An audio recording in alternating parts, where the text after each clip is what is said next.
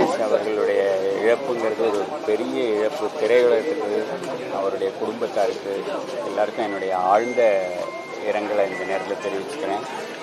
எனக்கும் டெல்லி கணேஷ் சாருக்குமான நட்பு, உறவு, ஃப்ரெண்ட்ஷிப் அப்படின்னு பார்த்தா, நான் அச்சமில்லைன்னு என்னுடைய குருநாதர் படம் கே பாலச்சந்தர் படத்தில் 1980s அசிஸ்டன்ட் டைரக்டராக ஒர்க் பண்ணிட்டு இருந்த பீரியடில் குற்றாலத்தில் ஒரு மாதம் முழுக்க நானும் அவரும் ஒரே ரூமில் ஒரு ரூமை பகிர்ந்துக்கிட்டு தங்கியிருந்திருக்கோம். நான் அசிஸ்டன்ட் டைரக்டராகவும் அவர் அச்சமில்லை படத்தில் நடிக்கிற நடிகராகவும் குற்றாலத்தில் இருக்கிற குறிஞ்சி ஹோட்டலில் ஒரு மாதம் பகிர்ந்துட்டு இருந்திருக்கோம். அந்த நேரத்துலேருந்து அவரோட பல விஷயங்கள் நெருக்கமாக நெருங்கி பேசி நான் அவர்கிட்டேருந்து கற்றுக்கிற ஒரு நிலையில் இருந்தேன் அந்த பீரியட்லேருந்து. அதுக்கப்புறம் அவர் சிந்து பேரவியில் நான் அசிஸ்டன்ட் டைரக்டர், என்கிட்ட தான் டைலாக் ஃபைல் இருக்கும் பாலச்சந்தர் சாரோடது.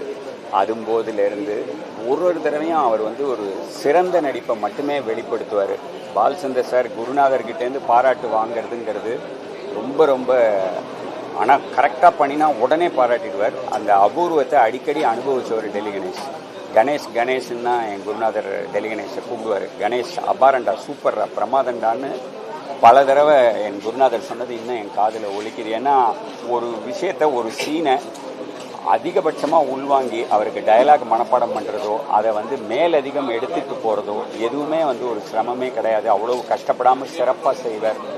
அச்சமில்லையில் ஒரு 3 நிமிஷ காட்சி முழுக்க வெறும் முகபாவங்கள்லேயே அவர் பண்ண வேண்டியிருந்ததுலேருந்து, சிந்து பேரவையில் மிருதங்கம் வாசிச்சுக்கிட்டே அவர் பேசினதுலேருந்து, புன்னகை மன்னனில் அவர் வயசுக்கு பக்கத்தில் தான் இருப்பார், ஆனால் கமல் சாருக்கு அப்பாவாக அவர் நடித்ததுலேருந்து, அதுக்கப்புறம் அவர் பண்ண அவ்வை சண்முகி, கமல் சாரோட பண்ண பல படங்கள், எனக்கு அவர் பண்ண பூவெல்லாம் கேட்டுப்பார் படத்தில் அவர் நடித்த அந்த காட்சிகள், ஒன்னொன்னையும் ஏதாவது ஒரு வேல்யூ அடிஷன் சொல்லுவோம். அது ஏதாவது ஒன்று அந்த ஸ்கிரிப்டுக்கு, அந்த படத்துக்கு இன்னும் கொஞ்சம் அதிகமாக பயன்படக்கூடிய, மேலதிகம் எடுத்து செல்லக்கூடிய விஷயங்களை தன்னியல்பாக காமெடி சேர்த்துக்கிட்டே இருப்பார். இது இன்கம் டேக்ஸ்லாம் வந்துருமா நமக்குன்னு ஒரு செக்கு கொடுக்கும்போது கேட்குற மாதிரி ஒரு காட்சி வச்சுருந்தேன். இன்கம் டேக்ஸுக்கு அவர் உடனே ஆட் பண்ணுறாரு. அதில் நமக்கேது இன்கம் டேக்ஸு, நமக்கு இன்கமே இல்லை அப்படின்னு ஏதாவது ஒன்று அங்கே உடனே ஏதாவது ஒன்று சேர்த்துக்கிட்டே இருப்பார். நான் ப்ரொடியூஸ் பண்ண, சன் டிவியில் ப்ரொடியூஸ் பண்ண சீனியர் ஜூனியர் சீரியலோட ஹீரோவை ஆக்ட் பண்ணியிருக்காரு. அப்போல்லாம் வீக்லி சீரியல் வரும். அதுலேருந்து ஆரம்பித்து எனக்கும் அவருக்கும் ஒரு நீண்ட 40 வருடத்துக்கு மேலான தொடர்பு உண்டு. இப்போ லேட்டஸ்ட்டாக நானும் அவரும் 2021 நவரசால பாயசம் பண்ணோம். அந்த பாயசம்ங்கிறதுல அவருக்கு கிடைச்ச பேர், எனக்கு கிடைச்ச பேர், எங்களுக்கு இணைந்து அவ்வளோ ஒரு பெருமையும் மகிழ்ச்சியும் சந்தோஷமும் கிடைச்ச போது அதை ஒரு தடவையும் எனக்கு ஃபோன் பண்ணி, அதை நீங்கள் தான் டைரக்டர், நீங்கள் தான், நான் சின்ன பையனா என்ன, ஆனால் டைரக்டர்னு அப்படி கூப்பிட்டு அந்த ஒருத்தர் பாயசத்துக்கு பாராட்டும் போது எனக்கு ஒரு ஃபோன் பண்ணுவார். அவ்வளவு ஒரு இது. இப்போ நெகிழ்ச்சியாக அவரோட பிரதர்ஸ் டாட்டர் இப்போ தான் நான் இங்கே உள்ளே வரும்போது சொல்கிறாங்க, எனக்கு அப்படியே ரொம்ப மனசுக்கு வருத்தமாக இருந்தது. நேற்று நைட்டு அவங்க அவரை பார்க்க வரும்போது லாஸ்ட்டாக 9 மணிக்கு அவர், நீ ரொம்ப நல்லா பாயசம் பண்ணுவேன், பண்ணித்தான்னு கேட்டார், உங்களை பார்த்தோன்னே இதை சொல்லணும்னு தோணிச்சு எனக்குன்னு அவங்க சொல்கிறாங்க. ஒரு மிகச்சிறந்த மனித நேயம் கொண்டவர். அவரும் நானும் கடைசியாக எப்போ பேசணும்னு யோசித்து பார்த்தேன். ஒரு 20-25 நாள் முன்னாடி எனக்கு ஒரு ஃபோன் பண்ணி, ஒரு காலேஜ் சீட்டு வேணும், உங்களுக்கு யாராவது அங்கே தெரியுமா சொல்லுங்கன்னு கேட்டார்.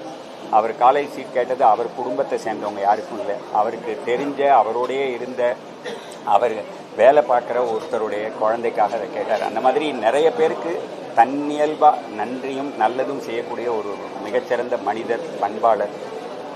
அவரை இழந்ததுங்கிறது ஒரு பெரிய இழப்பு.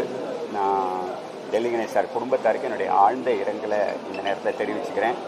நிறைய கொண்டாடி இருக்கோம் டெல்லி கணேஷை, ஆனால் அவர் இன்னும் அதிகமாக கொண்டாட்டத்துக்குரிய மிகச்சிறந்த நடிகர்களில் ஒருத்தர்னு நான் நினைக்கிறேன். குணச்சித்திர நடிகர்களில் ஒரு ரங்காராவ் எப்படியோ, ஒரு எஸ்வி சுப்பையா எப்படியோ, அந்த மாதிரி மிகச்சிறந்த நடிகராக நகைச்சுவையை தாண்டி சிறந்த ரோலில் தமிழ் சினிமாவுக்கு வழங்கிய ஒரு மிகச்சிறந்த நடிகர்.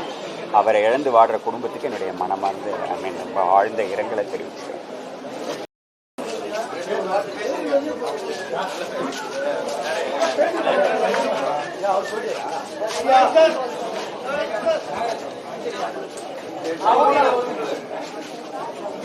சொல்லுங்க.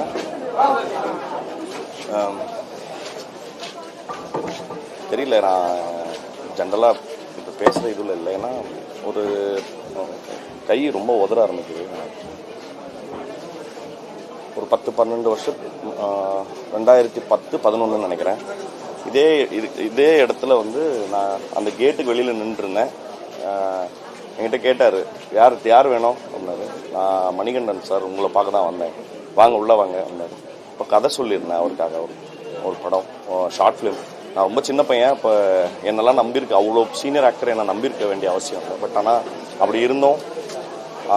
அவர் வாங்குகிற சம்பளத்தில் பாதி வாங்கிக்கிட்டு எனக்காக ஒரு படம் பண்ணி கொடுத்தாரு. நான் அவருக்கு ஒரு ஆக்டருக்கு ஏற்படுத்தி கொடுக்க வேண்டிய எந்த வசதியும் நான் பண்ணி கொடுக்கல.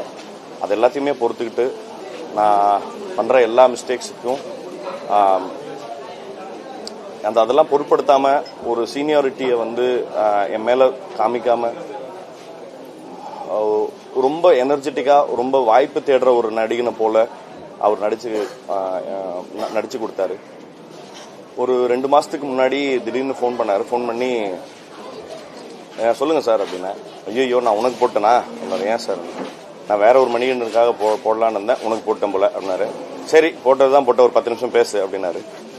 என்றைக்குமே அவரோட ஹியூமரை வந்து விட்டு கொடுக்காத ஒரு மணி. ஏன்னா எப்போ இருந்தாலும் சரி, ஒரு தடவை நான் அந்த படம் ஷூட் பண்ணிகிட்டே இருக்கும்போது ஒரு வதந்தி வந்துருச்சு, அவர் இறந்துட்டாருன்னு சொல்லி. அப்போ நான் பயந்து போய் ஃபோன் பண்ண உடனே சாப்பிட்டுட்டு இருந்தார். அப்போ சாப்பிட்டுட்டு இருக்கேன், கவலைப்படாத, உன் படத்தை முடிக்காமல் சாக மாட்டேன் அப்படின்னாரு. உண்மையாகவே நிறைய சமயம் ரொம்ப ஃபீல் பண்ணி பேசியிருக்காரு, நிறைய சமயம் ரொம்ப பயங்கர ஹியூமரஸாக என்ஜாய் பண்ணி பேசியிருக்காரு. முக்கியமாக நடிப்பு கலையை, ஆக்டிங்கிற கலையை வந்து பயங்கரமாக ரசித்து, நான் எவ்வளோ தூரம் ரசிச்சிருக்காருன்னா, ஒரு சின்ன பையன், நான் எந்த டைரக்ஷன் எக்ஸ்பர்டீஸும் இல்லாத ஒரு பையனுக்கே அவ்வளோ ப்ரொஃபஷனலாக நடந்துக்கிற அளவுக்கு அவர் இந்த ஆக்டிங்கிற ஒரு இதை பயங்கரமாக நேசிச்சிருக்காரு. கிட்டத்தட்ட அவருடைய வாழ்க்கை, அவரோட கரியர், அவரோட பிஹேவியர், முக்கியமாக செட்டில் அவரோட பிஹேவியர், இது எல்லாமே நான் லைஃப்க்கு எனக்கு உண்மையாகவே ரொம்ப ரொம்ப முக்கியமான பாடங்கள். நான் அவரோட லைஃப்லேருந்து எடுக்க வேண்டியது நிறைய இருக்குது.